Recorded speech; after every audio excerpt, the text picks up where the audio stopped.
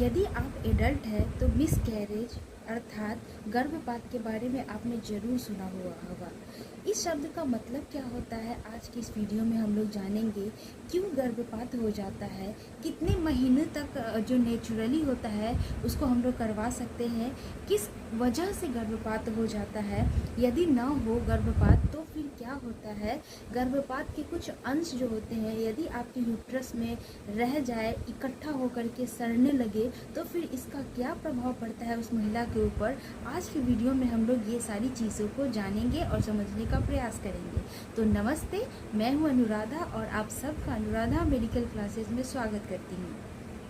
तो सबसे पहले हम परिभाषा की तरफ चले तो गर्भपात का मतलब होता है गर्भ का पूर्ण रूपेण से विकसित होने के पहले ही किसी भी प्रकार के कारणों से गर्भ का गिर जाना ही गर्भपात कहलाता है।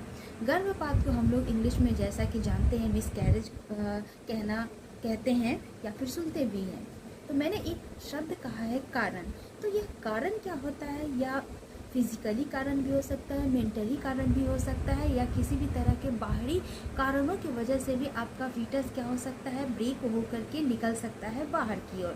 तो यह फिजिकली जो कारण होता है जिसमें आप देख सकते हैं कि महिला को जो गर्भवती होती है उसको किसी प्रकार के चोट, बाहरी चोट लगने की वजह से होता क्या है कि फीटस में कॉन्ट्रैक्शन होने लगता है और जो नेचुरली बर्थ होना चाहिए उससे पहले ही क्या होता है, गर्भ गिर जाता है। तो बाहरी जो चोटें होती है, मान लीजिए सीढ़ियों से गिरते हुए कोई भी महिला नीचे आ गई, या फिर किसी डंडे की चोट की वजह से, या फिर पैर फिसल गया और गिर गई, उस वजह से चोट लग जाता है जिस वजह से फीटस आपका क्या होता है, बाहर की तरफ निकल जाता है। तो ये तो हो गया बाहरी कारण। कभी कभी देखा भी गया है कि मानसिक कारणों की वजह से भी ये गर्भपात हो जाता है। मानसिक कारण यह कि मान लीजिए किसी महिला को यूट्रस में इम्प्लांटेशन के केस में बहुत ज़्यादा प्रॉब्लम हो रही थी। इम्प्लांटेशन का मतलब होता है बच्चे का गर्भ में ठहरना। तो इसमें अगर प्रॉब्लम होती है तो डॉक्टर्स क्या कहते हैं, पहले से उनको मेंटली सजेस्ट कर देते हैं कि आपके साथ ये कॉम्प्लिकेशंस है। तो महिला क्या होती है, बहुत ज़्यादा अगर चिंतित रहती है, चीज़ों को नेगेटिव रूप में लेती है, तो फिर वो जो प्रॉब्लम होती है वो कहीं ना कहीं पॉजिटिविटी के रूप में सामने आना स्टार्ट कर देती है और फीटस के ऑटोमेटिक जिसको हम लोग बोलते हैं कि स्वयं से गर्भ का गिर जाना, ये सारी चीज़ों को देखने को मिलता है। बहुत सारे केसेस में ऐसा हुआ भी है। तो अक्सर मैं अपने वीडियोस में कहती हूँ कि जितने भी लोग मेरे व्यूवर्स हैं, जितने भी लोग मुझे सुन रहे हैं, उन सबसे एक ही रिक्वेस्ट रहता है कि यदि आप अपने लाइफ को अच्छी तरह से चलाना चाहते हैं, अच्छी तरह से जीना चाहते हैं, तो हमेशा पॉजिटिव सोच रखिए और पॉजिटिविटी के साथ आगे मूव कीजिए। आप देखिएगा कि छोटी से छोटी चीज़ जो आपके निगेटिविटी के तौर पे आपके साथ हो रही होती है, अगर आप पॉजिटिव सोचेंगे तो वो चीज़ें अच्छी होती चली जाएंगी।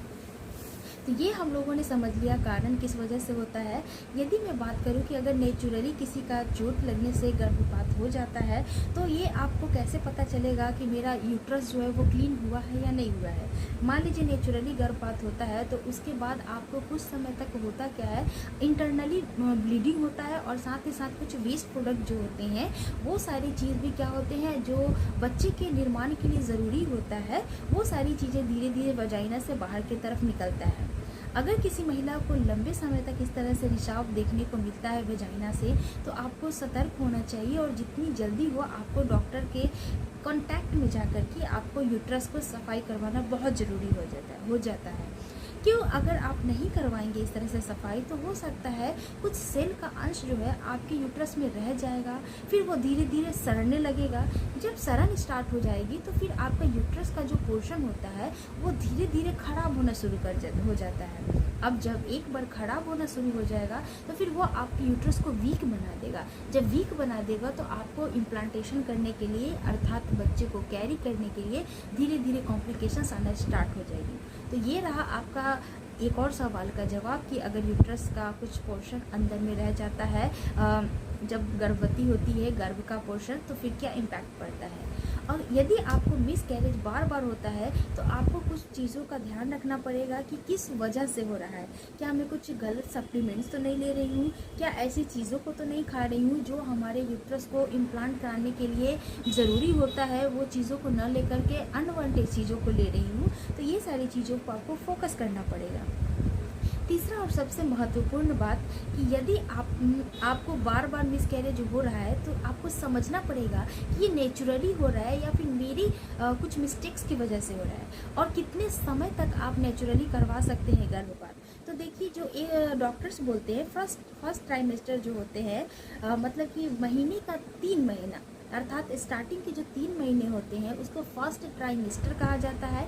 फिर नेक्स्ट 3rd मंथ जो होता है उसको हम लोग सेकेंड ट्राइमेस्टर बोलते हैं, यानी कि 3 महीने के संग्रह को ट्राइमेस्टर बोला जाता है।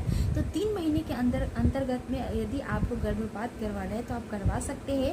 सेकेंड ट्राइमेस्टर में डॉक्टर्स अलाउ नहीं करते हैं और वो हमारे लिए बहुत रिस्की हो जाता है, क्योंकि बच्चे का जो साइज़ होता है यहाँ पे धीरे धीरे बड़ा होने लगता है। और बड़े बच्चे को थोड़ा सा, आप जानते भी है कि यूट्रस में जब इम्प्लांटेशन हो जाता है तो चीज़ों को ज़बरदस्ती से खींचना, उसको किल करके बाहर की तरफ रिमूव करना बहुत ही ज़्यादा मुश्किल हो जाता है।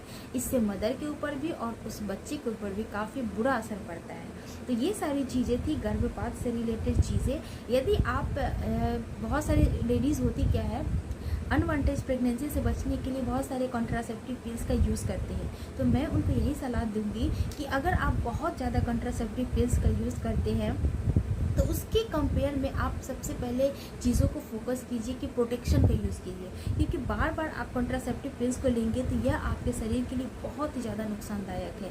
देखिए, मेल को तो यहाँ पे कोई फ़र्क नहीं पड़ेगा, लेकिन जितना ज़्यादा प्रॉब्लम होगा वो आपके शरीर के साथ होगा। यदि आप मंथ में 3-4 बार कॉन्ट्रासेप्टिव पिल्स लेते हैं तो ये बहुत ही ज़्यादा खतरनाक है।